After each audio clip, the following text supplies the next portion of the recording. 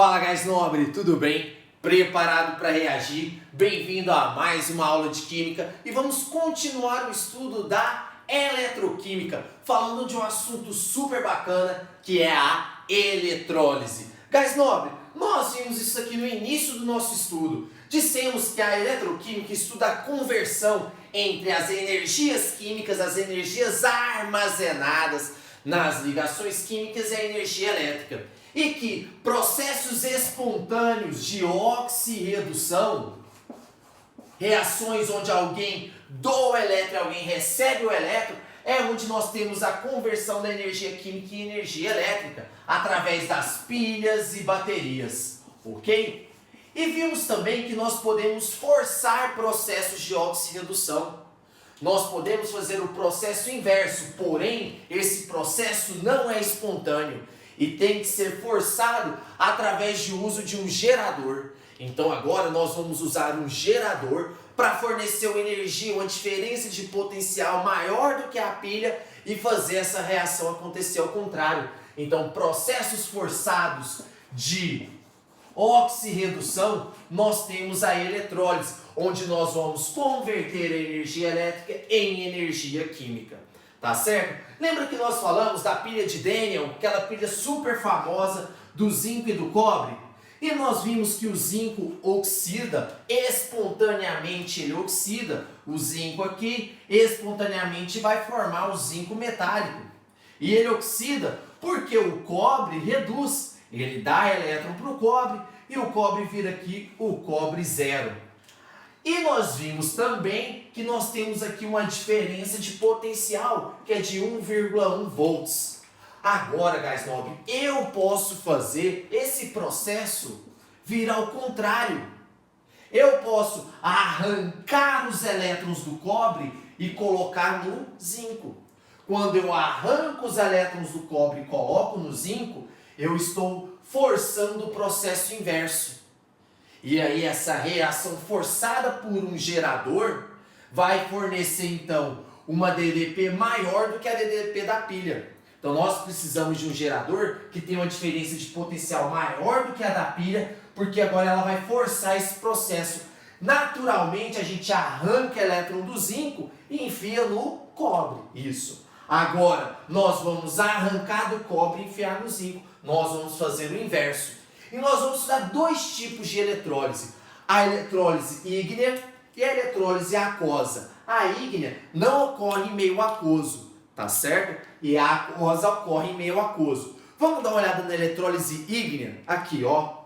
Aqui, guys nobre. Vamos dar uma olhada na eletrólise ígnea do cloreto de sódio. Vamos pegar esse composto e vamos fazer uma eletrólise que não seja na presença de água. Eletrólise ígnea. Para a gente fazer eletrólise, eu tenho que ter íons livres, ok? Aqui eles estão ligados, estão no estado sólido. Então a primeira coisa que eu preciso fazer para fazer eletrólise, para começar a minha eletrólise, é separar esses íons. E como que eu faço isso? Fundindo. Então eu vou aquecer até a gente ter no estado líquido. Tá ok? Quando eu fundo esse sal, eu consigo liberar o Na+, ok? E o Cl-. Então essa é a primeira coisa que eu vou fazer. Para você já ver, ó, ponto de fusão de composto iônico é muito alto. Então aqui nós temos que aquecer esse sistema até 850 graus. Para a gente fundir isso daqui. Separar no sódio e no cloreto. Tá ok? Agora, vamos pegar aqui, ó. Vamos fazer essa reação aqui. Eu tenho aqui e vou mergulhar dois eletrodos. Lembra que as barras na pilha são os próprios eletrodos que eu mergulhei lá, a barra de zinco e a barra de cobre? E eles eram os eletrodos. E os eletrodos são chamados de ânodo e de cátodo. Lembra disso lá na pilha? Agora nós vamos fazer a mesma coisa. Porém, aqui na eletrólise nós podemos usar dois tipos de eletrodos. Nós podemos usar eletrodos inertes e eletrodos ativos. Nesse caso, nós vamos usar eletrodos inertes. O que são eletrodos inertes? São eletrodos que não são consumidos na reação, tá? Os mais famosos são os de grafite e de platina. tá ok? Então eu vou mergulhar aqui 2 eletrodos de platina ou grafite, tá bom? Que são eletrodos inertes, eles não vão ser consumidos nessa reação. E aí eu vou colocar aqui, vou ligar um gerador. Vou ligar aqui um gerador. O gerador vai fornecer para mim energia para essa eletrólise acontecer. Gás nobre, aqui na eletrólise nós continuamos tendo o ânodo e o cátodo, tá ok? O ânodo e o cátodo eu continuo tendo e serve a mesma relação. Na pilha, quem que era o ânodo? O ânodo era quem oxidava. Quem era o cátodo? O cátodo era quem reduzia, lembra? Vogal com vogal, consoante com consoante. Aqui eu continuo, eu vou ter também o ânodo e eu vou ter também o cátodo. Qual vai ser qual? Olha só, o ânodo vai ser quem oxida, ok? Vogal com vogal. E o cátodo vai ser quem reduz, consoante com consoante, tá ok? Quem vai vir para o ânodo e quem vai vir para o cátodo? Gás nobre, presta atenção nisso daqui. O ânodo é quem oxida, então eu tenho que dar elétrons. Entre o sódio e o cloreto, qual deles tem elétron para dar? Pô, o cloreto, Cl-, ele tem elétron para dar. Então o ânodo é para onde vão os ânions, tá? O ânodo é para onde vão os ânions, ok? Então eu vou pegar o cloreto e vou jogar ele aqui no ânion. Porque nessa eletrólise eu tenho aqui, ó, isso aqui é o NaCl fundido, tá ok? É o NaCl no estado líquido. Então eu tenho os íons livres aqui, ó, tem o Na+, e tem o Cl-. Então os ânions, que é o cloreto, eles vão começar a se migrar para o ânodo, tá bom? Que é onde ele vai sofrer oxidação. Então lá no ânodo, o gerador vai vir e vai arrancar esse elétron do cloro. Ele vai arrancar esse elétron do cloro.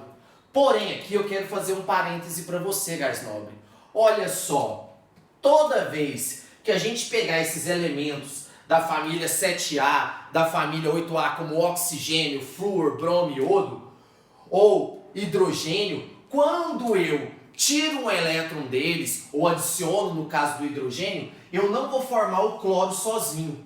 O cloro não existe sozinho. Ele existe ligado a um outro átomo de cloro, formando o gás cloro. Então toda vez que você tiver fluoreto, iodeto, o O2-, todos eles, quando a gente arrancar os elétrons deles, eles vão formar as molequinhas. Vai formar o F2, o I2, o O2, ok? Então são todos diatômicos, são moléculas diatômicas. Eles não existem sozinhos. Então toda vez que eu tiver o cloreto, eu já tenho que pôr aqui por 2. Por quê? Porque vai liberar os 2 elétrons, porque eu tenho 2 cloretos, e vai formar o Cl2, tá ok? Então a eletrólise você já tem que começar prestando atenção aí. Porque toda vez que você arrancar o elétron do ânion, se esse ânion for o cloreto, for o flúor, iodeto, você tem que lembrar que eles vão formar gases. E ele vai formar o Cl2, tá bom? Então tá, estou aqui no ânodo, o ânodo veio, o gerador arrancou o elétron do cloro.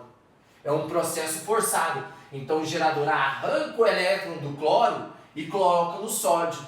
Então o sódio vai lá para o cátodo, porque no cátodo é onde ele reduz, ou seja, no cátodo é onde ele recebe esse elétron que o gerador arrancou do cloro. Então o sódio vem aqui para o cátodo, porém ele arrancou 2 elétrons, não foi? Porque eu peguei 2 Cl- para formar o gás cloro. Nesse caso, ele vai enfiar 2 elétrons aqui também. Porém, eu vou precisar então de 2 sódio mais. Então já vai balanceando. Olha só, o Na+ vai receber os 2 elétrons que ele arrancou, formando sódio metálico. Formando sódio metálico. E pronto, gás nobre. Aqui nós temos a eletrólise ígnea do cloreto de sódio. O gerador arranca o elétron de quem tem, o ânion, ok? Ou seja, o ânion vai para o ânodo e lá ele oxida, ele dá os elétrons. O gerador pega esses elétrons e põe no sódio. E o sódio vai lá para o cátodo para receber esses elétrons e forma o sódio metálico.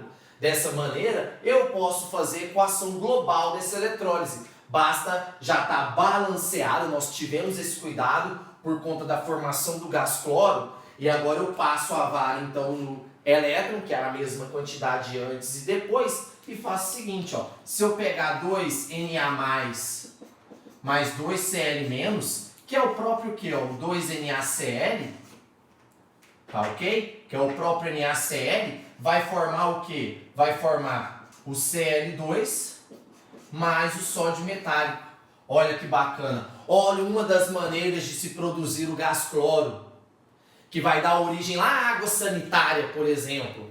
Olha só a produção de gás cloro através da eletrólise do cloreto de sódio. Tá bom, gás nobre? Então essa é uma eletrólise ígnea, feita aqui com eletrodos inertes, ou seja, eletrodos que não vão ser consumidos nessa reação. E a gente continua do mesmo jeito, com a presença de um ânodo oxidando, com a presença de um cátodo reduzindo, ok? Porém é um processo forçado, é o gerador que vai arrancar esses elétrons e colocar no outro. Tá bom, gás nobre? Belezinha? Outra coisa importante é os polos da eletrólise. Lembra? Nós falamos que lá na pilha o ânodo tinha polo negativo e o cátodo tinha polo positivo. Aqui, gás nobre, quem dá o polo é o gerador. Ou seja, aqui nós temos um polo positivo e aqui um negativo. Tá bom? O polo positivo no gerador é o contrário que o da pilha. O polo positivo aqui é o ânodo. E o polo negativo é o cátodo. Ok? Então, no gerador é o contrário da pilha. Na pilha, o polo negativo é o ânodo e o polo positivo é o cátodo. Porém, na eletrólise é o contrário. Quem vai ser o positivo vai ser o ânion. Quem vai ser o negativo vai ser o cátodo. Então, ó, aqui é o polo positivo, então é o ânodo. Então é nesse eletrodo que vai acontecer a oxidação. É aqui que vai arrancar os elétrons do cloreto e vai começar a formar o gás cloro. E esse ânodo é o cátodo. É aqui que ele vai colocar um elétron no sódio e vai começar a formar o sódio metálico.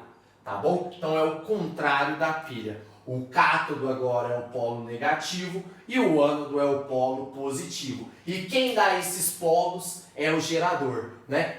Essa parte maior é o que representa o positivo e essa parte menor é o que representa o negativo. Esse é um esqueminha que representa um gerador, tá ok? A gente tem isso daqui, ó, mais e menos, ok? Vamos fazer mais uma eletrólise? Dá uma olhada.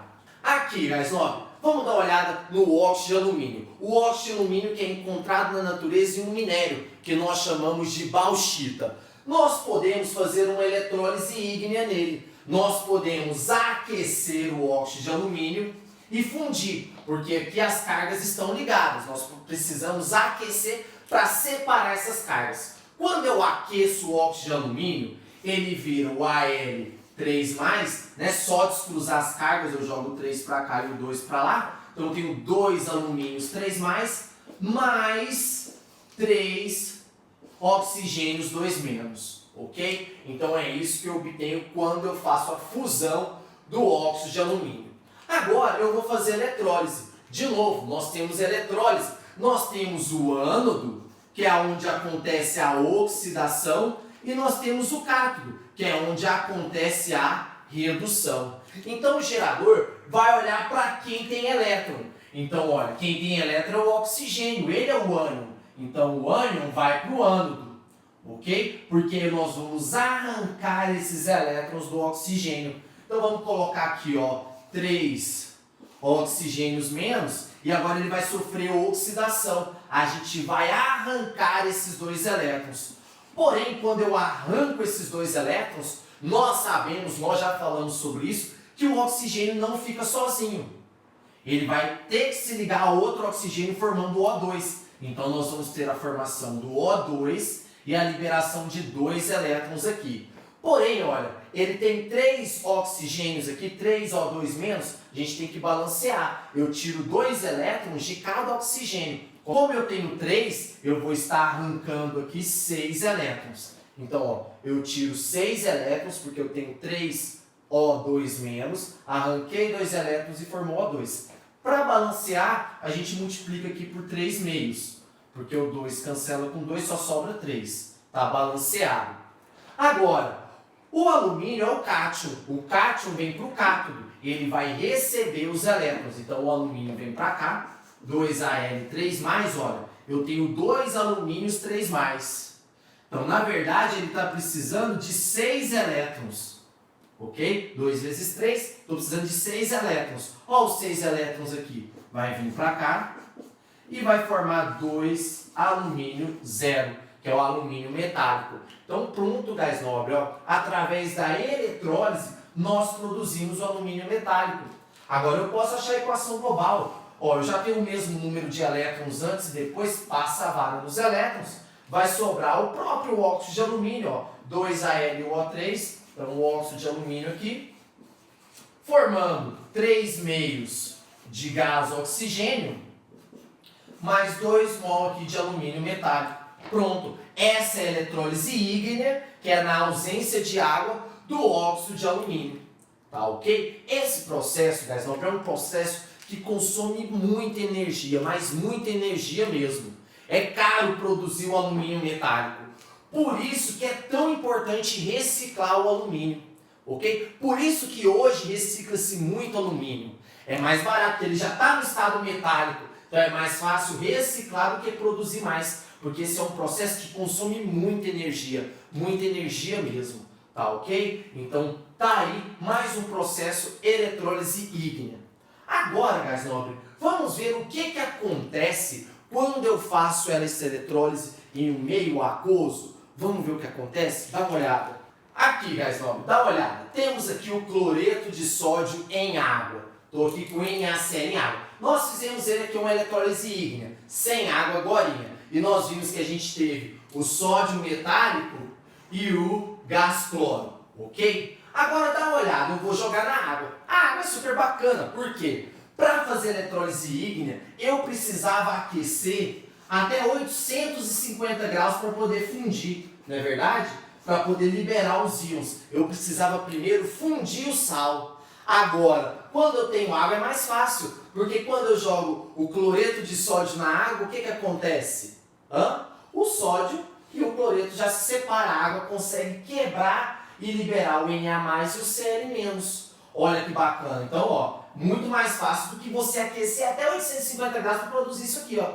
Aqui a gente não precisa fundir. Porém, gás nobre, aqui a gente tem um problema super sério. Dá uma olhada. Nós vamos fazer etapa por etapa. Primeiro, nós vamos colocar a solução. Então, eu sei que quando eu jogo o NaCl na água, o NaCl, quando eu jogo ele na água, ele acaba liberando o Na+, e o Cl-, correto? Não tem dúvida nisso aqui, né? É a dissolução do sal. Então, joguei o sal na água, naturalmente a água vai lá, consegue separar o Na+ do Cl-. Agora, gás nobre, a gente tem que tomar muito cuidado. Porque lembra que nós falamos que a água é capaz de se auto-ionizar? Ou seja, a água forma um equilíbrio com ela mesma, liberando o H+, e o OH-. Ok? Então a água, ela se auto-ioniza, formando o H+, e o OH-. Ah, o que isso tem a ver? Tem a ver isso aqui, gás nobre. Agora a gente vai mergulhar isso, os eletrodos, e a gente vai fazer uma eletrólise. Vou ligar o meu gerador. O que o meu gerador quer fazer? Ele quer arrancar o elétron de quem tem e colocar em quem não tem, não é verdade? No meu gerador, quando eu ligo ele lá, eu vou ter um ânodo, né? Que é onde acontece a oxidação, vogal com vogal, e eu vou ter um cátodo, que é onde acontece a redução, consoante com consoante. Agora, gás nobre, olha que doidura. Uma vez que então eu tenho NaCl em água, o meu gerador vai olhar assim lá na minha solução, vai bater o olho na solução e vai falar assim, meu Deus, e agora, da onde eu tiro o elétron? Porque tem duas pessoas aqui, ó, tem duas partículas que têm elétron, que tem carga negativa. O Quem vai para o ânion? O cloreto ou a hidroxila? Olha só, agora o gerador, ele está ali, mas agora eu tenho duas espécies com carga negativa. Qual delas vai vir para o ânodo, né? Os ânions vão para o ânodo, ok? Qual desses dois vai vir para o ânion para sofrer a oxidação? De quem que o gerador vai arrancar o elétron, gás nobre? O gerador, ele é malandro, ele não quer fazer muito esforço, então ele vai arrancar o elétron de quem for mais fácil, ok? Ele vai arrancar o elétron de quem for mais fácil. E aí nós temos uma fila de prioridade de descarga, ou seja, quando eu arranco a carga eu estou descarregando, ok? Descarregar é arrancar a carga, então ele vai descarregar aquele que for mais fácil. E essa sequência é a seguinte, ó. O gerador vai preferir arrancar a carga do OH- quando eu tiver o fluoreto. Lembra, o flúor é muito eletronegativo, ele pega o elétron ali para arrancar o elétron do flúor, é uma dor de cabeça.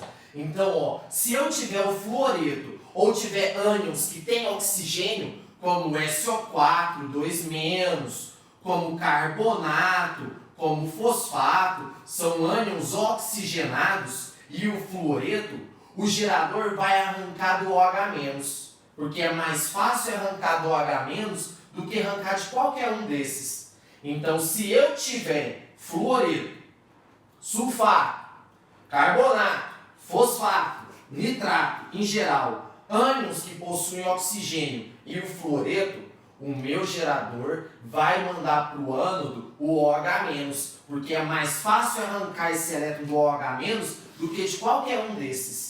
Então, quem sofre descarga no lugar deles é o OH-. E aqui o resto vai tudo mais fácil. Por exemplo, dá uma olhada aqui. Aqui eu tenho que escolher de quem que o gerador vai arrancar a carga. Do cloreto ou do OH-? Espera aí. É um fluoreto? Não. É um ânion que tem oxigênio? Também não. Ou seja, aqui é mais fácil arrancar do cloreto do que o OH-. Então todo o resto sofre descarga antes do OH-. Olha, então nesse caso, como eu tenho cloreto e OH-, o gerador vai arrancar do cloreto, porque o cloreto está para cá, é o resto. Qualquer outras coisas. O gerador só vai arrancar do OH- se tiver esses ânions aqui, porque esses são muito difíceis de arrancar. Aí é mais fácil arrancar do OH- da água. Mas como é o cloreto é facinho arrancar. Então vamos jogar o cloreto aqui, ó. Tá bom? Então quem vai vir para o ânodo nessa eletrólise vai ser o cloreto. Porém, nós sabemos que o cloreto vai formar o gás cloro, né? Não vai ficar sozinho, então já pego o 2, formando aqui o Cl2 e liberando os 2 elétrons. Agora, gás nobre, a mesma coisa vai acontecer com o cátodo. Quem que vai reduzir? O gerador quer enfiar o elétron no cátion, não é? O gerador quer colocar o elétron, porém ele pode colocar no Na+, ou no H+. Em quem que o gerador vai colocar o elétron? Em quem for mais fácil. E quem é mais fácil? E nós temos uma sequência para isso. Se eu tiver família 1A, 2A e alumínio, é muito difícil colocar elétron neles, porque eles gostam muito de dar elétron. Então você dá o elétron, ele vai soltar rapidinho. Então é muito difícil você enfiar elétron na família 1A, na família 2A e no alumínio. Então se você tiver família 1A, 2A ou alumínio, quem vai receber o elétron para eles é o H+. O H+ vai descarregar no lugar deles. Ok? Então quem tem prioridade de descarga é o H+. Ele não consegue enfiar nem na família 1A, nem na 2A, nem no alumínio. Ok? Agora o resto tudo vai. O resto tudo vai. Porém, esses 3 não. Olha só o sódio. O sódio é da família 1A. O gerador não consegue enfiar elétron nele. Ele gosta muito de dar elétron. É difícil que o gerador colocar elétron nele. Então, quem que vai descarregar? Agora, o H+, vai vir descarregar no lugar do Na+. Ok? Porque é difícil colocar um elétron no Na+. Então, o H+, que vai vir para o cátodo. Ok? O H+ que vai vir para o cátodo. Porém, nós sabemos que o hidrogênio não fica sozinho. Ele fica na forma de H2. Então, esses 2 elétrons vão vir para cá. Eu vou pegar 2H+, Porque eu fazendo isso, eu vou formar o H2, o gás hidrogênio. Então, gás nobre, quando eu tenho essa eletrólise em meio aquoso, agora eu tenho os íons do composto iônico competindo com os íons da água. E aí a gente tem que analisar direitinho para saber quem vai oxidar, quem vai para o ânodo e quem vai reduzir, quem vai para o cátodo. Ok? E aqui nós analisamos. Então quem veio foi o cloreto e o H+. E eu posso fazer agora a equação global disso daqui. Eu posso ver o que acontece no processo todo. Eu vou sair passando a vara em todo mundo que for igual. Olha só, eu tenho 2 elétrons aqui e tenho 2 elétrons aqui. Passa a vara nos 2 elétrons. Olha, eu tenho 2H+. Tenho 2H+. Aqui eu só tenho 1. Vou multiplicar aqui por 2, ó. Vai ficar 2 e vai ficar 2. Agora eu passo a vara no H+. Eu tenho 2 cloretos. Então eu tenho que ter 2 aqui. Vou multiplicar aqui por 2, ó. Pronto, ficou 2 cloretos. Passa a vara no cloreto. Então quem sobrou? Sobrou agora 2NaCl mais 2 águas, formando, olha, formando 2Na+, mais Cl2, que é o gás cloro, mais gás hidrogênio, mais 2 hidroxilas.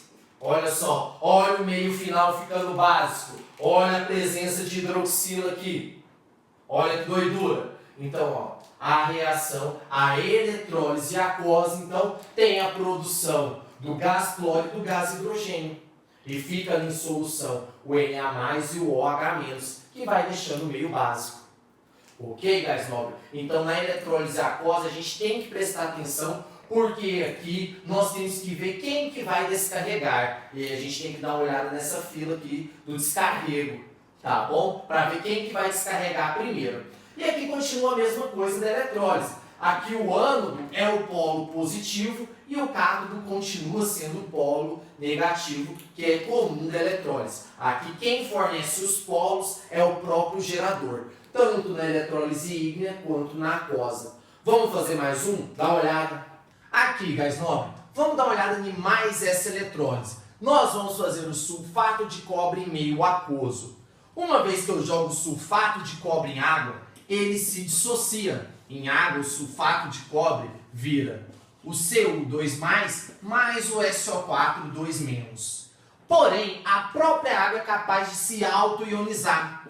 A água, ela acaba se separando em H+ e OH-. Nós falamos desse equilíbrio da água. Lembra disso? Lá em pH, pOH, o KW, nós falamos disso. Então, aqui é a auto-ionização da água. Porém, é uma eletrólise. Alguém tem que oxidar e alguém tem que reduzir. As oxidações vão vir aqui para o ânodo, ok? Então, vogal com vogal, o ânodo é quem oxida. E quem vai oxidar? Quem tem elétron para dar. Quem tem elétron para dar? Olha, o sulfato tem 2 elétrons e a hidroxila tem 1 elétron. Então, o ânodo é para onde vão os ânions. Então, os ânions vêm para cá. Porém, agora eu tenho 2 ânions. Quando eu faço eletrólise aquosa, eu tenho tanto o sulfato quanto a hidroxila. Qual dos dois vai sofrer o descarrego? Qual dos dois vai se descarregar? Aquele que for mais fácil para o gerador arrancar o elétron. É mais fácil arrancar o elétron do sulfato ou da hidroxila? Gás nobre, lembra da fila do descarrego? Aqui, se eu tiver o fluoreto ou ânions oxigenados, ânions que têm oxigênio, é mais fácil arrancar da hidroxila do que deles. Tá bom? É mais fácil arrancar da hidroxila. Então, nesse caso, o gerador vai escolher a hidroxila, porque é mais fácil arrancar da hidroxila do que do sulfato. Portanto, a hidroxila vai vir para o ânodo. É a hidroxila que vai oxidar. Tá? Quando a gente arranca o elétron da hidroxila, vira isso daqui, ó.